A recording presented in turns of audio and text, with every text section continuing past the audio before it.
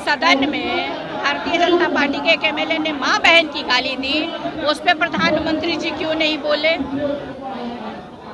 कांग्रेस के एक प्रवक्ता को खुले मंच से डिबेट में उनको गाली दी गई उनकी माँ की, उस पर क्यों नहीं प्रधानमंत्री जी बोलते हैं? सबकी माँ एक समान है। मेरा ये कहने का कतई ये मतलब ना निकाला जाए कि हमारे नरेंद्र मोदी जी की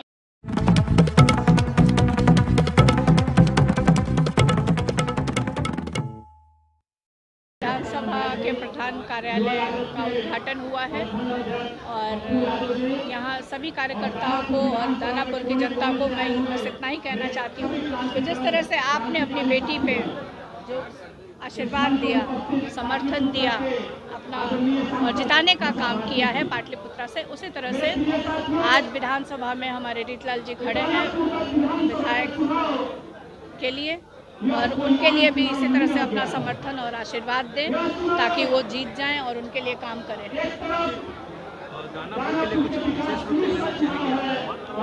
देखिए, दानापुर की 2-3 चीज़ें हैं जो हमने अपने लोकसभा में भी वादा किया था, लेकिन वो वादा जब तक सरकार नहीं होगी संभव नहीं है।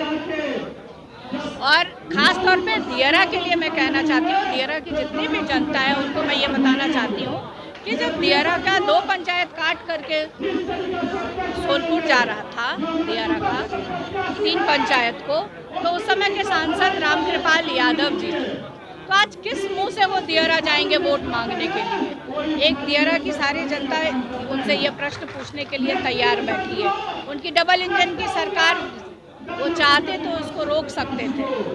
दियारा के लोगों की काफी परेशानियां होती है। सारण जिला में 3 पंचायत चले जाने से वही मैं कह रही हूँ कि जो सारण जिला में जो 3 पंचायत चला गया, दियरा का मुख्य समस्या तो यही है। उस समय सांसद कौन थे? रामकृपाल यादव जी। उन्होंने ये सरकार किसकी थी? केंद्र में भी उनकी सरकार थी, राज्य में भी उनकी सरकार थी, फिर भी क्यों जाने दिया? और किस मुंह से वो दियरा जाएंगे वोट मांगने के लिए? दियारा में देखा जाए तो 9 पंचायत है, यहाँ 3 सांसद और 3 विधायक मौजूद सुविधाएं से वंचित है। आज भी दियारा पिछड़ा हुआ है। बिल्कुल, क्योंकि हमारी सरकार नहीं है। हमारी सरकार नहीं है। जिस दिन हमारी सरकार होगी, आप याद करिए, जिस समय हमारी सरकार थी, यूपीए 1 की सरकार थी, दियरा में सारे सड़क, लाइट सब किसका देन है? जो आज आवागमन का एक ही साधन है, वहाँ पे दियरा किसकी देन है? महागठबंधन की सरकार बनती है तो ये पहली प्राथमिकता होगी क्या? बिल्कुल बिल्कुल, हमारी प्राथमिकता में है, क्योंकि मैंने भी ये वादा किया है, हमारी प्राथमिकता है। महागठबंधन से काफी लोगों के आस लगी है, उम्मीद लगी है दियारा को 9 पंचायतों की।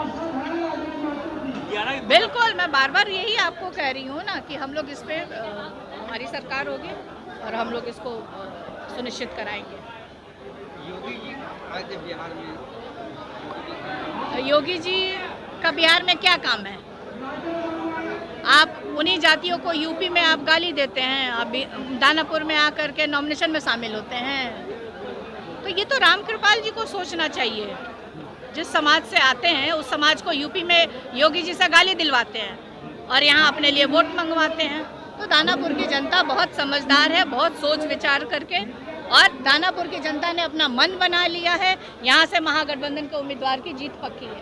योगी जी बोल रहे हैं कि बिहार में भी बुलडोजर चलेगा। और आता क्या है इन लोगों को? योगी जी को क्यों यहाँ बुला रहे हैं ये लोग? अरे भाई, तो योगी जैसा, मतलब योगी जी ने ये साफ कर दिया कि यहाँ भी भारतीय जनता पार्टी का योगी जैसा कोई मुख्यमंत्री का चेहरा बनने जा रहा है। मतलब कि चाचा जी, हमारे चाचा जी का पत्ता तो साफ इन लोगों ने कर दिया है। तो सिर्फ अभी उनको वोट चाहिए जेडीयू का, इसीलिए वो साथ में है। अंदर खाने कुछ भी सही नहीं चल रहा है एनडीए गठबंधन में। और ये तो योगी जी ने आपके प्रश्न में ही सब कुछ साफ कर दिया कि योगी जी चाहते हैं कि यहाँ बुलडोजर की आवश्यकता नहीं है। बिहार में बेरोजगार नौजवानों को रोजगार की आवश्यकता है। बिहार में पलायन रोकने की आवश्यकता है। बिहार को फैक्ट्री की आवश्यकता है। आप हमको बताइए कि एनडीए गठबंधन के ऊपर से लेकर नीचे तक किसी भी मन से, चुनावी मन से आपने बिहार के नौजवानों के लिए, बिहार में फैक्ट्री लगे इसके लिए एक शब्द भी बोलते हुए सुना है क्या? वहीं आप देखिए महागठबंधन के जितने भी नेता हैं वो सिर्फ एक ही बात करते हैं कि बेहतर बिहार बनाएंगे, बेरोजगारी दूर करेंगे, पलायन को रोकेंगे और फैक्ट्री लगाएंगे ताकि यहीं पे सब लोग रहें, खुशहाली से रहें। आप देखिए कि अभी लोकसभा के समय हम लोगों ने जो जो वादे किए थे उन वादों को उठा के उसमें उलटफेर करके एनडीए गठबंधन ने उन्हीं को किया। हमने बिजली 200 यूनिट कहा था, ये 125 यूनिट दे रहे हैं। जो 420 वर्षों से जो वृद्धा पेंशन था और जो दिव्यांगों का पेंशन था वो 400 रुपये था, उसको बढ़ा के हम लोगों ने 1500 रुपये कहा था, इन्होंने 1100 रुपये करने का। तो इन लोगों के पास, एनडीए गठबंधन के पास बिहार के लिए कोई विजन नहीं है। सिर्फ बिहार की जनता को ये लोग गुमराह करते हैं और हमारे परिवार के ऊपर आरोप लगाते हैं। इससे बिहार को कोई लेना देना नहीं है, इससे कोई फर्क नहीं। आप हमारे परिवार को आप गाली दीजिए, लेकिन बिहार में नौजवानों को रोजगार दीजिए, यहाँ फैक्ट्री लगाने का काम करिए। ये सब नहीं चलने वाला है। मैनिफेस्टो है, सिर्फ हमारी मांगों को गाली दिया गया, बस यही